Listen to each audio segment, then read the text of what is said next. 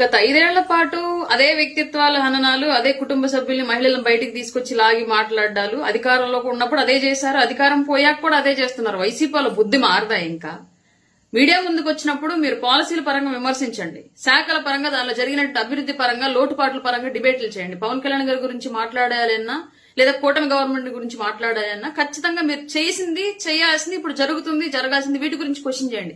ఎంతసేపటికి personal విషయాలైనా media ముందుకు వచ్చి పవన్ కళ్యాణ్ గారి భార్యని, చంద్రబాబు నాయుడు గారి భార్యని, బీఆర్ నాయుడు గారిని, ఆయన కుటుంబాన్ని ఆ రోజాతో అనిపించడం ఎలా?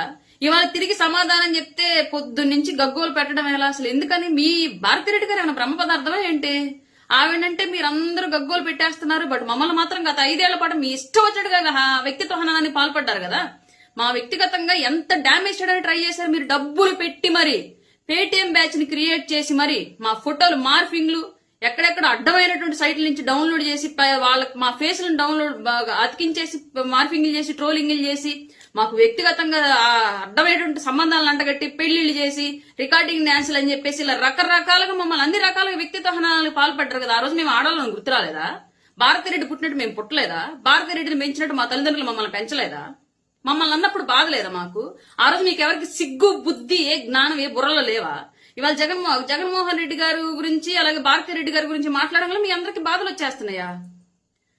సుభాషిణి గారు మాట్లాడిన దాన్ని మేము ఎంకరేజ్ చేయం. మా నాయకుడు ఎట్టి పరిస్థితులను ఎంకరేజ్ చేయరు. పవన్ కళ్యాణ్ గారు ఎప్పుడు కూడా మహిళలను దూషించడానికి ఎంకరేజ్ చేయరు 100%. కానీ ఆవిడ మాట్లాడింది మీకు 100% కుక్కగాటు చెప్పుదప్పులాగా ఉంది. మీ విషయంలో మాత్రం 100% కరెక్ట్. మాట్లాడింది మీ విధానం, మీ విషయాన్ని కంపేర్ చేస్తే 100% మీకు అలాగే సమాధానం చెప్పాలి.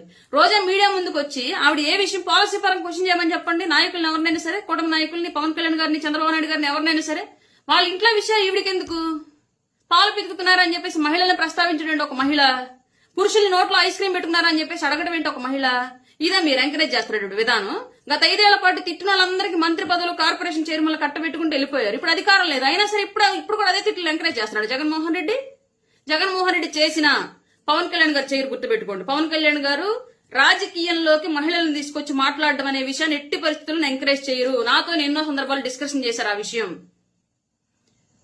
ఇంకొకసారి వైసీపీ వాళ్ళు మళ్ళీ గుర్తుపెట్టుకోవాల్సిన విషయం ఏంటి అంటే, జగన్మోహన్ రెడ్డి యొక్క under control, Jaganmohan Reddy training లో రోజా లాంటి సోకాల్డ్ నాయకులు, నాయకురాళ్ళంతా కూడా తిట్టడాన్నే ఒక ఎలిజిబిలిటీగా క్రియేట్ చేసుకుని రాజకీయాలు కొనసాగుతున్నారేమో గానీ జనసేన పార్టీలో పవన్ కళ్యాణ్ గారు ఆ విషయాన్ని ఎంకరేజ్ చేయరు. ఆ విషయాన్ని గుర్తుపెట్టుకోవాలి ప్రతి ఒక్కళ్ళు. మీడియా ముందుకు వచ్చినప్పుడు చేసినటువంటి పని గురించి క్వశ్చన్ చేయండి, రాజకీయాల గురించి క్వశ్చన్ చేయండి, పాలసీల పరంగా డిబేట్కి రండి. వ్యక్తిగత జీవితాల జోలికి వెళ్ళకండి. వెళ్తే ఇలాగే పడతాయి. కుక్క కాటుకు చెప్పు దెబ్బ అన్నట్లుగా ఇట్లాగే చెప్పు దెబ్బలు పడతాయి వైసీపీ వాళ్ళకి. ఇప్పుడైనా సరే గుర్తుపెట్టుకోండి. మహిళల జోలికి వెళ్లి వ్యక్తిత్వ హననాలకు పాల్పడి విపరీతమైన మార్ఫింగ్లు, ట్రోలింగ్లు చేసి అదే పెద్దంగా ఏదో సాధించేశాం అన్నట్టుగా ఫీల్ అవడం వైసీపీ నాయకులు ఎక్కడైనా మానుకోండి. 5 ఏళ్ల పాటు మీరు చేసినట్టు ఈ జుగుప్సాకరమైన వ్యవహార శైలి నచ్చకే మిమ్మల్ని ఆంధ్ర రాష్ట్ర ప్రజలు కనీసం ప్రతిపక్షం కూడా ఇవ్వకుండా పక్కన కూర్చోబెట్టారు. ఇప్పటికైనా మీరు రియలైజ్ అవ్వకపోతే అసలు పూర్తిగా రాజకీయ ముఖ చిత్రం నుంచి వైసీపీ పార్టీని దాన్ని తుడిచిపెట్టేస్తారు, గుర్తుపెట్టుకోండి. సిగ్గుండాలి. మనం నీతులు చెప్పాలి అంటే ఫస్ట్ మనం పాటించాలి. వైసీపీ వాళ్ళకి అది లేదు. మీరు చేస్తే పూజ, ఎదురోళ్ళు చేస్తే చేతపడని చెప్పేసి చెప్పుకోవడం మానేయండి. భారతిరెడ్డి లాంటి వాళ్ళు అందరూ కూడా, భారతిరెడ్డి గారు రాజకీయాల్లో లేదు కదా ఎందుకంటారని మాట్లాడండి. మీరు అదే వాళ్ళని క్వశ్చన్ చేస్తున్నారు. అన్నాలజన గారు ఎప్పుడు రాజకీయాల్లోకి వచ్చారు? ఎందుకు మాట్లాడారు లాస్ట్ 5 years అందరూ? పవన్ కళ్యాణ్ గారు పిల్లల్ని ఎందుకు మాట్లాడించారు? బోర్గడ్డ అనిల్తో మాట్లాడించినోడు ఎవడు? వర్ర రవీందర్ రెడ్డితో మాట్లాడించినోడు ఎవడు? శ్రీరెడ్డితో మాట్లాడించినోడు ఎవడు? పంచ ప్రభాకర్తో మాట్లాడించినోడు ఎవడు? సోషల్ మీడియాలో ఒక ఉన్మాద మోకం తయారు చేసి, రాజకీయాల్లో ఒక ఉన్మాద మోకం తయారు చేసి, అసెంబ్లీ సాక్షిగా పుట్టుకల గురించి, డిఎన్ఏ గురించి మాట్లాడినాడు. ఇదంతా ఏంటి? మహిళలు కాదా? భువనేశ్వర్ గారు మహిళ కాదా?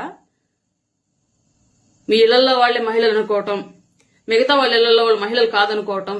దయచేసి ఆ భ్రమల నుంచి బయటికి రండి వైసీపీ నాయకులంతా. రెస్పెక్ట్ అనేది ఇస్తే తిరిగి వస్తుంది. మీకు ఇవ్వడం చేతకాల, తిరిగి ఎక్స్పెక్ట్ చేయకండి. అయినా సరే మీకు వస్తుంది ఇప్పుడు. ఎందుకంటే మీ గవర్నమెంట్ లోనూ మీరే వాయిస్ రేసి మమ్మల్ని మాట్లాడారు. ఇప్పుడు మా గవర్నమెంట్ లో కూడా మీరే మమ్మల్ని మాట్లాడుతున్నారు. మేము మాట్లాడట్లా. మిమ్మల్ని కదిలించుకుంటే తిరిగి కొడుతున్నాం అంతే.